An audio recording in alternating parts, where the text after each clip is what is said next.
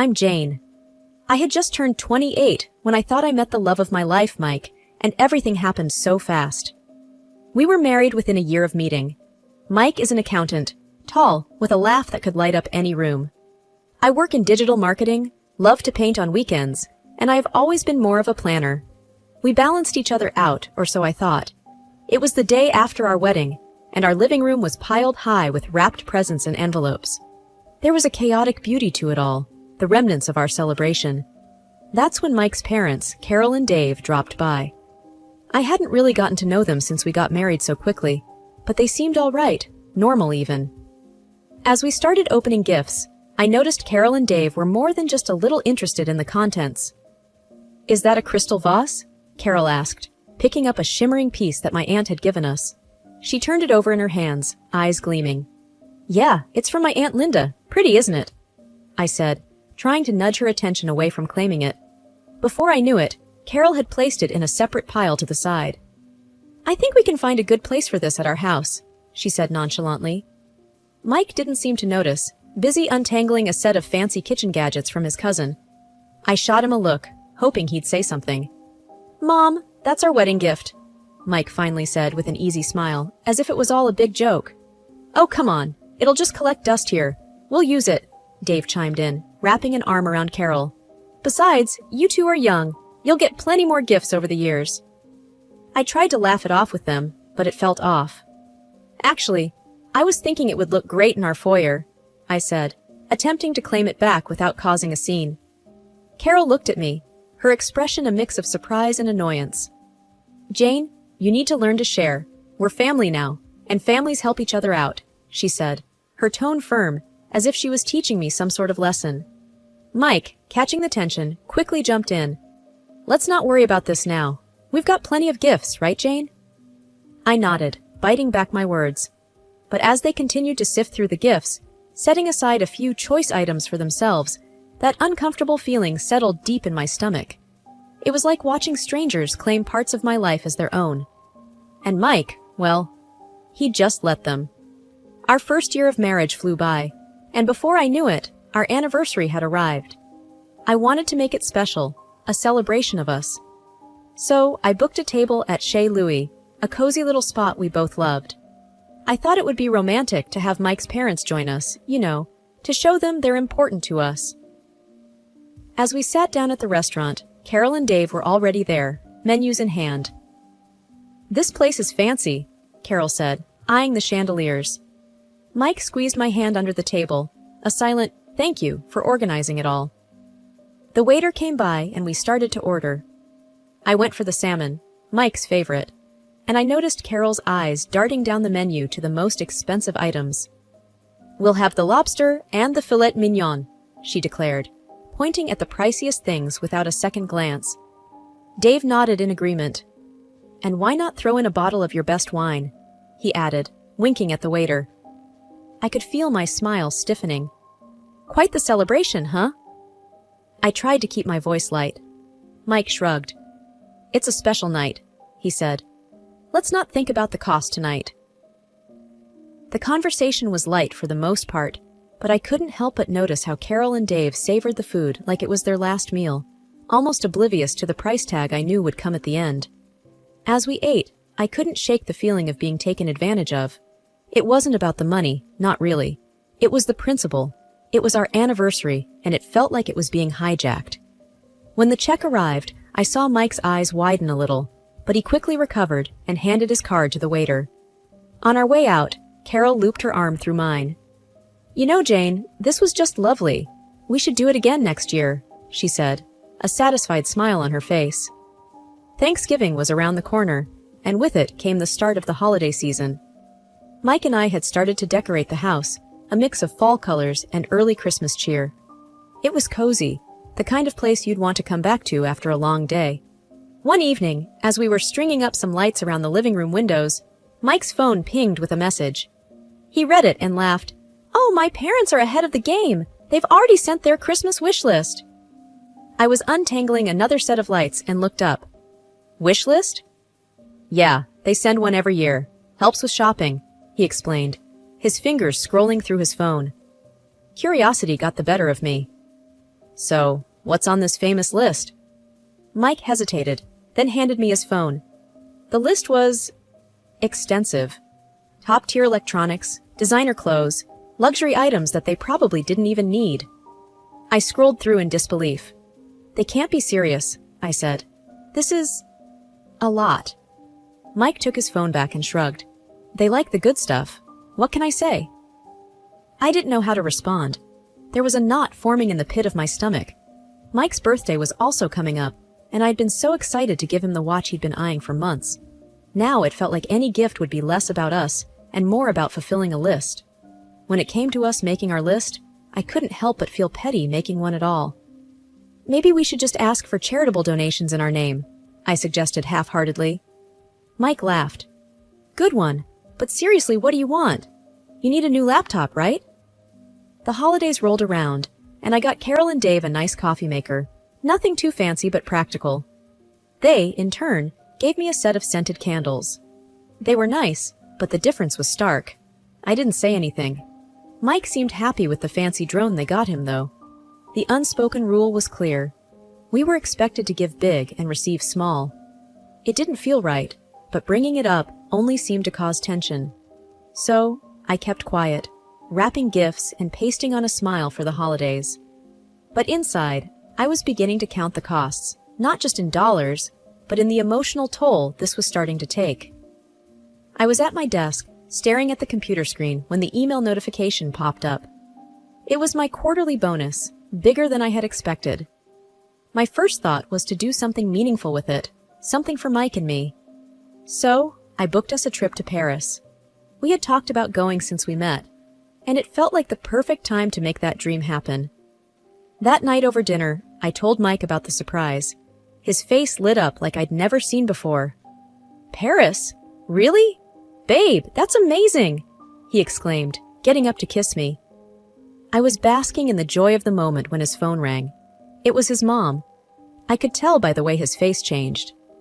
Yeah, she booked us a trip to Paris, he said into the phone, and I knew I should have asked him not to say anything just yet. Mike's enthusiasm dwindled as he listened more and more. I know you've always wanted to go. He trailed off, looking at me with a pained expression. I felt my heart sink. He hung up and there was a heavy silence. They want to come with us, he said finally, almost like he was asking for permission. I sat there, my fork halfway to my mouth, paused in midair. To Paris? With us? I asked, trying to keep my voice steady. Yeah. They said they've never been and always wanted to go, Mike explained, running a hand through his hair. I think we should take them. The room felt suddenly too small. It's supposed to be for us, Mike. Our trip, I said, feeling a tightness in my chest. He didn't respond at first, then. I know, but they're getting older, and I feel bad. They've done so much for me. I thought about all the one-sided gift exchanges, the anniversary dinner, and every other little thing that had piled up over the past year. But this is our time, I insisted, my voice firm. We can plan a trip with them another time. This bonus, it's for us. Mike sighed, a deep, frustrated sound. They won't understand that.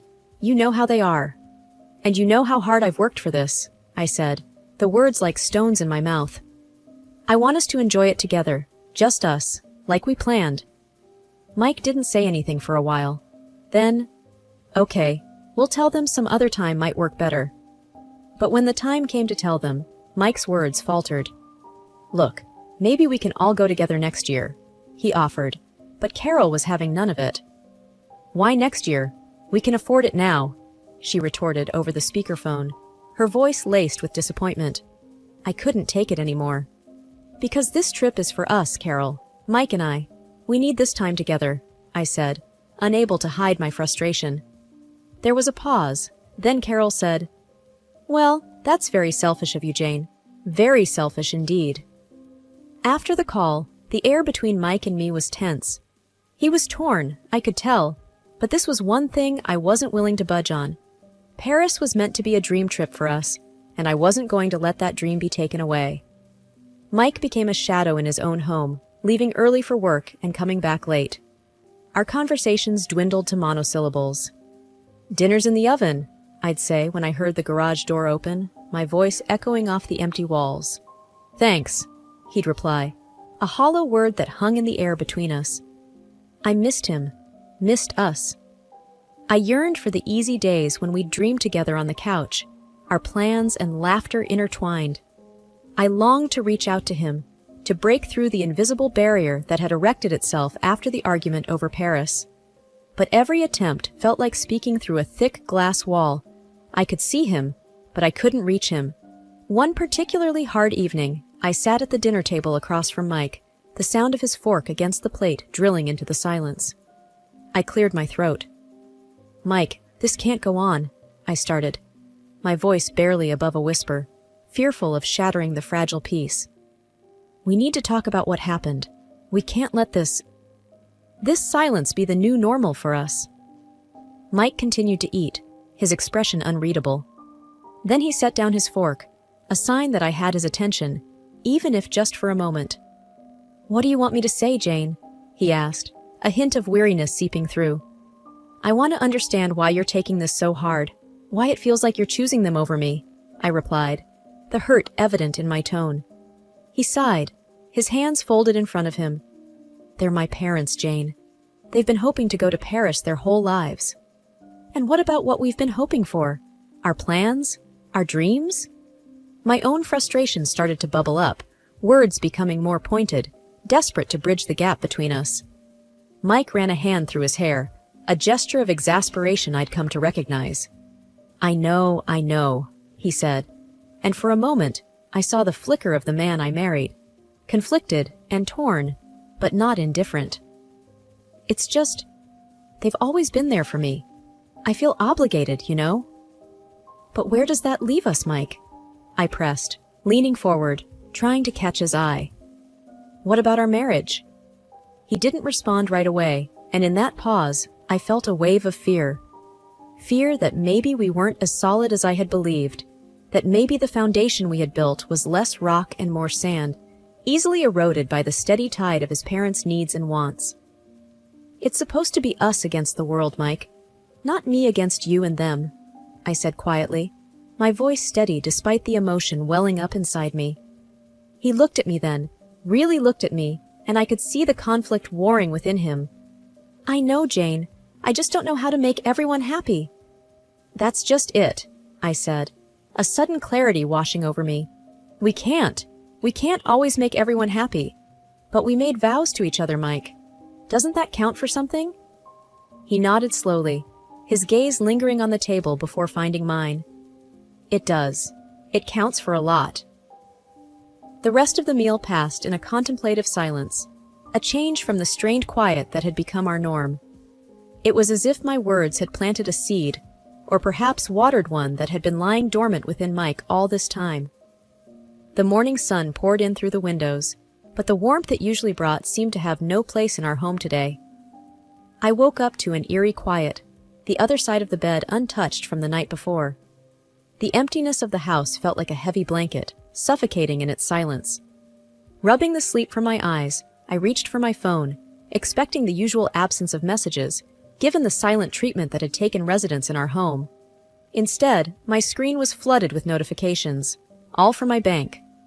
A lump formed in my throat as I read the details. Multiple transactions, including airline tickets and a pair of hotel bookings in Paris, all made while I was asleep. The timestamps on the emails told me the flight would have left hours ago. Mike and his parents were already on their way to Paris, using my hard-earned bonus to fund a trip I was meant to be on. Disbelief turned to anger, and then to a crushing sense of betrayal. I sat there, the phone heavy in my hand as the reality settled in.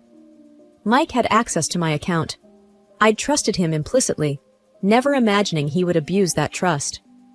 Yet, here it was in stark black and white, a digital paper trail of deceit. I couldn't breathe, couldn't think. The one person I had believed would stand by me had chosen his own comfort over our relationship. I thought back to all the times I'd brushed aside the little signs, the excuses I'd made for him, for us. With trembling fingers, I dialed his number, knowing full well he wouldn't answer. Not with the time difference, not with my previous ultimatum ringing in his ears. "Mike," I began, the beep of the voicemail almost mocking in its cheerfulness. I saw the charges. You took your parents to Paris with my bonus. I don't even know what to say, but I hope it's worth it. I hope it's worth everything. The house felt even emptier after the call, the walls closing in on me with the weight of everything unsaid, and now, perhaps, never to be spoken. I sat at the kitchen table, the silence a stark contrast to the chaos raging within me. They had left, just like that, with no regard for me or the life we were supposed to be building together. I canceled the hotel rooms, the return flights, every piece of the trip that was connected to my finances. With each cancellation, I felt a piece of my old life fall away, the future I'd envisioned evaporating before my eyes. By the time I was done, there was nothing left to do but act. I contacted the bank and removed Mike's access to my accounts, a finality in each click that felt both terrifying and liberating. The man I had married, the family I had tried to be a part of, they were all just strangers now. Strangers who had used me, who had seen my generosity as something to exploit rather than cherish. I packed my bags with a robotic efficiency, each item a reminder of a dream I had to put away. There was no going back from this, no gentle words or apologies that could mend the rift that his betrayal had caused. Mike had chosen his path, and in doing so, he had set me on mine. The ring I'd once worn with pride lay cold and heavy in my palm. I set it down on the counter, its sparkle mocking in the morning light, and with one last look at the life I was leaving behind, I closed the door on the house that was never truly a home. It was late afternoon when I finally left the house. My car was packed with clothes and essentials, a stark reminder of the sudden turn my life had taken. As I drove, the messages began to flood in. One from Mike, several from his mother. I pulled over to read them, knowing they'd only fuel the fire of my resolve. Mike's message read, "Jane, please, we need to talk about this. Can't we just discuss it?" His words seemed hollow, almost insulting in their simplicity. I started to type a response, then stopped. No words would bridge the chasm between us. His mother's messages were a mix of confusion and anger. "What's going on? Why have you canceled our rooms? Call me." I imagined her sitting in a cafe in Paris, expecting luxury and finding complication. I turned the phone off. They were in the middle of a trip funded by deceit. They could figure it out. My first stop was the bank. I needed to ensure my finances were completely secure. The bank manager, a middle-aged woman with a gentle face, greeted me. "I need to make sure all my accounts are locked down. My husband, he won't have access anymore," I explained, my voice steady despite the emotion I felt. "Of course," she nodded, offering a sympathetic smile. "Let's make sure you're protected." By the time I left the bank, my accounts were secure, and a new sense of determination settled within me. I drove to my sister's house, the only place I felt I could go. She opened the door before I could even knock. "Jane, I've been so worried," she said, pulling me into a hug. I allowed myself a moment to just be held, to let the reality of my situation be shared. "I can't believe he would do this to you," she said as we sat down at her kitchen table. "You deserve so much better." I nodded, swallowing hard against the lump in my throat. "I do. And that's why I'm not going back. I've canceled everything. I've left the house. I'm done, Sarah." She reached across the table, squeezing my hand. "Good for you. What's your plan now?" I looked around the familiar room, feeling the first twinge of relief. "I'm not sure yet, but I'm starting with a divorce. I can't stay married to someone who has so little respect for me." Sarah's face was a mixture of anger and pride. "I'll support you however I can. Do you need a lawyer?" "I'll find one," I said, my voice growing firmer with each word. "I need someone who doesn't know Mike or his family. I need this cut clean." The conversation shifted as Sarah helped me unpack my car and make plans for the next few days. There was a strange comfort in the mundane tasks, a grounding in the midst of chaos. I was standing in the kitchen at my sister's house, a mug of coffee warming my hands when my phone vibrated with a persistence that felt all too familiar. It was Mike, again. "Jane, we need to talk. I'm sorry, I miss you, and I think we can work things out." His text read, a mixture of apology and plea. I sighed, the same rehearsed, "I'm sorry," becoming a threadbare blanket that no longer provided comfort or warmth. "Not this time, Mike," I muttered under my breath, typing a response that left no room for ambiguity. "There's nothing left to discuss. Please respect my decision." I could almost hear the desperation in the silence that followed, but it wasn't enough to make me reconsider. Not anymore.